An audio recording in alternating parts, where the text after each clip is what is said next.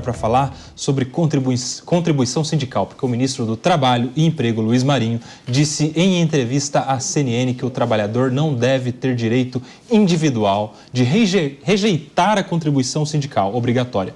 Abre aspas. A decisão, na minha opinião, deveria ser tomada nas assembleias de trabalhadores e de empregadores. Eles decidem. Portanto, não caberia direito individual em mandar uma cartinha, por exemplo, se recusando a contribuir. Até porque esse trabalhador abriria mão dos benefícios do acordo coletivo, do aumento do salário, das cláusulas sociais, da proteção do trabalho? Evidentemente que não. Renato Batista, e aí, meu amigo, como você avalia essa manifestação? A gente precisa ter contribuição sindical obrigatória de novo? Meu Deus do céu, obviamente não. Aliás, a contribuição obrigatória, o imposto sindical, ele acabou na reforma trabalhista de 2017. Eu acho um absurdo que o Luiz Marinho ele tem uma visão de que o trabalhador, na verdade, ele não tem direito de se manifestar de maneira nenhuma. Ele tem que sempre pedir a permissão para o sindicato. Não é a primeira vez que ele fala algo nesse sentido. Esse ano ele já falou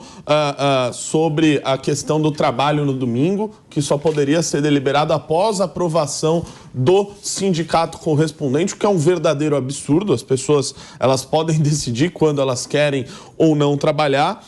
E nos últimos anos, Kobayashi, a gente tem visto que os sindicatos eles eram abastecidos com 3 bilhões de reais por meio do imposto sindical. Quando nós demos fim ao imposto sindical em 2017, simplesmente a arrecadação dos sindicatos despencou. Foi para 59 milhões de reais, um número 98% menor do que nós tínhamos antes quando tinha a obrigatoriedade. Isso mostra que as pessoas elas não veem vantagem, em sua maioria, de fazer essa contribuição com o sindicato. E o trabalhador deve ter o direito, sim, de mandar a cartinha para o seu sindicato para se desfiliar dele se assim o quiser. E se o sindicato dificultar essa saída do trabalhador, denuncie o sindicato, pois ele está cometendo uma irregularidade, no mínimo, muito grande. E mais, o Brasil, por muito tempo, foi o país dos sindicatos. A gente chegou aqui a ter mais de 17 mil sindicatos. Um absurdo. O Brasil é responsável por ter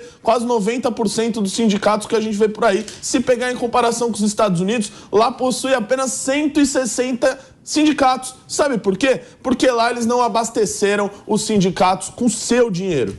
Ô, Ana Beatriz, a gente fala muito sobre a modernização da nossa legislação, da nossa cultura, inclusive, muitas coisas. A gente tem aí uma ideia de ter transição energética pensando em 2030, 2040, esses protocolos todos, os compromissos que são feitos. Mas não adianta olhar tanto para frente em matéria ambiental, por exemplo, e olhar tanto para trás em matéria trabalhista, porque essa ideia paternalista de que tem que ter alguém cuidando dos direitos básicos do trabalhador nos remete a 1950, a época da CLT, em que um período, claro, muito mais próximo da escravidão, em que as pessoas trabalhadoras não tinham ali conhecimento, acesso à informação e desenvolvimento suficiente nas relações de trabalho para cuidarem dos seus próprios direitos. Você não acha que é um retrocesso a gente fortalecer tanto, novamente, a ideia do sindicato dos trabalhadores?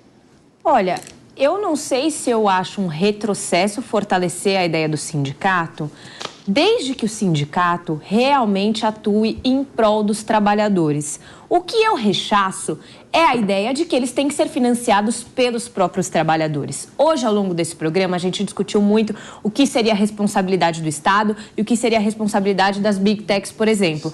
Eu entendo que você instruir um trabalhador e você representar, ou pelo menos dar mecanismos para representar adequadamente um trabalhador, é dever do Estado. A gente sabe quão precárias são as condições dos trabalhadores hoje, quão difícil está a situação financeira das pessoas nesse país. Qualquer contribuição, qualquer custo a mais que você coloca na planilha, mês a mês, deste funcionário, faz diferença para ele. Eu entendo que o Estado tem que garantir meios, e aí por meio de políticas de educação, de representação, ou o próprio financiamento estatal do aparato do sindicato, para garantir que eles possam ser adequadamente representados, eu não discuto isso, mas sem tirar o dinheiro do bolso do trabalhador. Mas aí você está tirando dinheiro do bolso do trabalhador da mesma forma, Ana. Esse dinheiro vai financiar o sindicato. Se estiver saindo, sei lá, de determinada contribuição, determinado imposto, é a mesma coisa. Se eu tirar de uma emenda parlamentar, é menos prejuízo. A partir do momento que a estrutura estatal que está bancando, é o dinheiro dos nossos impostos que está bancando, da mesma forma que a contribuição paga pelo trabalhador. A verdade é a seguinte, e com todo respeito à tua opinião, evidentemente, eu estou mais na linha do Renato aqui. O trabalhador brasileiro já deu o recado. Quando teve a reforma trabalhista, os sindicatos perderam 90% da sua adesão, 90% da sua receita, é o trabalhador dizendo que, olha, eu não vejo vantagem nenhuma em ser sindicalizado.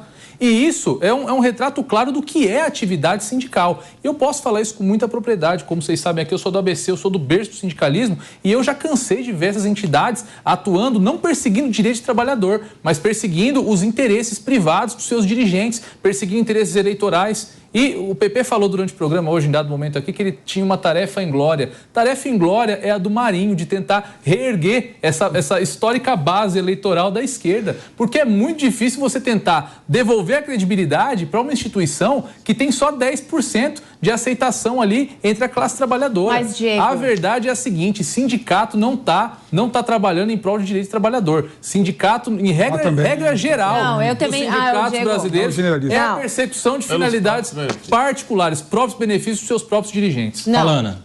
Vamos lá. Eu não estou discutindo aqui que houve uma debandada a partir do momento que a contribuição deixou de ser obrigatória. Mas isso é óbvio. Qualquer pessoa que me disser que eu não preciso pagar uma conta, é natural, é automático que eu deixo de pagar essa conta. É boa essa liberdade? Não, é ótima. Eu só discuto... Não, eu só discuto que você diga que o sindicato não tem nenhum tipo de valor. Porque existe... Tá? Eu acho que tem muita gente que conta com os sindicatos. Eu só discuto e eu acho que é uma questão de remanejamento orçamentário.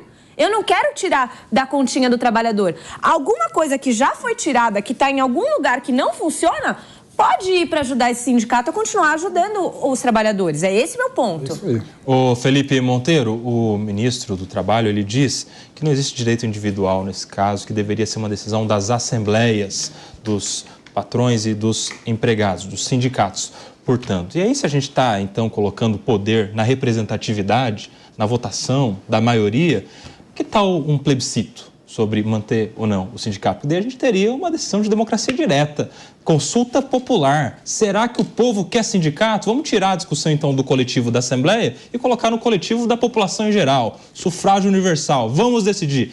Tem contribuição sindical obrigatória ou não? O que você acha dessa ideia? Não, vamos lá, Cuba. Democrática, não é? Primeiro vamos separar a situação. Existe o imposto sindical, que com a reforma do Temer acabou. O STF declarou que o imposto sindical, no final, é incondicional, não é? Então, a gente não está falando de imposto sindical. O que a gente está falando aqui é sobre contribuição assistencial obrigatória. É outra situação completamente diferente. E eu te falo por quê. Por que é diferente? Porque os trabalhadores têm os benefícios da negociação do sindicato com os patrões. O aumento de salário, por exemplo, que todo ano os trabalhadores recebem, são frutos de uma negociação coletiva, de um acordo coletivo. As proteções, por exemplo, que Ninguém o sindicato... vai mais lutar por mais salário, por salário melhor, se não tiver sindicato. A proteção sindical negociada no acordo coletivo, né, é algo que o sindicato que trabalha. Ou seja, os sindicatos trazem, sim, benefício para toda a classe de trabalhador. Então, é justo que os sindicatos tenham o valor para se autossustentar. Eu te falo uma coisa, Koba, eu aposto se fizer um plebiscito no Brasil, sindicato ou não, sendo que os trabalhadores têm que decidir se eles ficam vinculados ao acordo coletivo, se aceitar se sindicalizar, a grande maioria vai aceitar o sindicato. Ninguém é contra aumento, reajuste de salário feito por meio de acordo coletivo. Não é? Ou seja, ninguém. Isso é balela, isso é ruim para a discussão. Se você quiser discutir o fim dos sindicatos, vamos mudar por completo o sistema trabalhista do Brasil.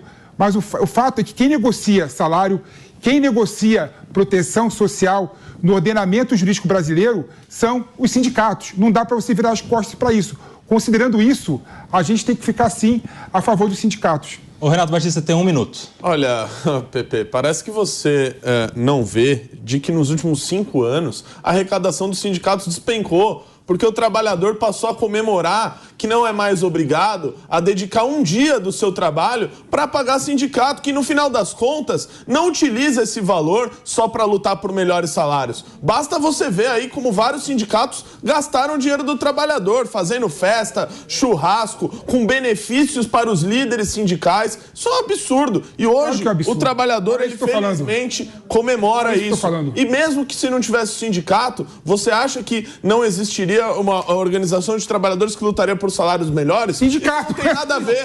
Isso não tem nada a ver com ser bancado por dinheiro. Não, peraí. Obrigação. Dado objetivo, Pepe, dado objetivo. Rápido. Peraí, a gente tem 15 segundos para cada. Falta ética grave do debate, não deixar eu falar como está finalizando ali o É como se nos Estados Unidos, onde há 160 acabar o programa. Você não sabe luta por melhores salários. Você não sabe como é que funciona os Estados Unidos. Você não sabe como funciona os Estados Unidos. Se quiser, eu te ensino depois, Renato. Então, Felipe Monteiro. A questão é o seguinte. Me fala em 5 segundos, Pepe. Qual foi o mercado de trabalho que se precarizou pela falta de financiamento dos sindicatos nos últimos 5 anos? Todos. Todos. Até a enfermagem teve aumento do piso. Todos têm precarização. Todos os mercados se fortaleceram. A questão é outra. Óbvio que tem abuso no sindicato.